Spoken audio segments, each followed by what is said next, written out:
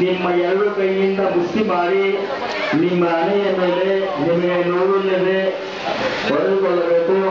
ಮಂತ್ರ ಹೇಳುವಾಗ 5 ಸಾರಿ ನಿಮ್ಮ ಮುಷ್ಟಿಯನ್ನು ಮಾಡಿ ಹಣೆಯ ಮೇಲೆ ನೋವಿಲ್ಲದೆ ಹೊಡೆದುಕೊಳ್ಳಬೇಕು. ನಾವು ಮಂತ್ರ ಹೇಳುವಾಗ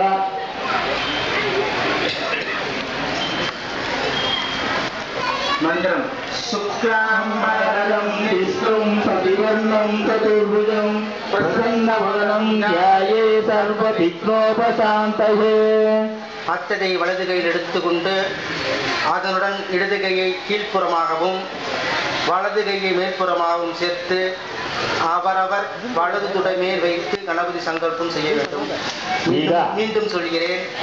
அச்சதையை வலது கையில் எடுத்துக்கொண்டு அதனுடன் இடது கையை கீழ்ப்புறமாக வலதுபுறம் மேலாகவும் சேர்த்து அவரவர் வலது துடை மேல் வைத்து ಗಣಪತಿ ಸಂಕಲ್ಪಂ செய்ய வேண்டும்.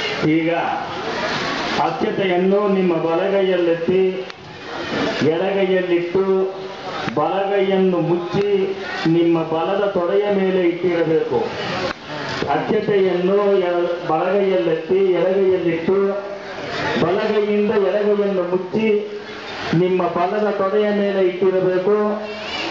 ಮತ್ತೊಮ್ಮೆ ಹೇಳ್ತೀರಿ, ಅಕ್ಷತೆಯನ್ನು ಬಲಗೈಯಲ್ಲೆತ್ತಿ ಎಡಗೈಯಲ್ಲಿಟ್ಟು ಬಲಗೈಯನ್ನು ಮುಚ್ಚಿ ನಿಮ್ಮ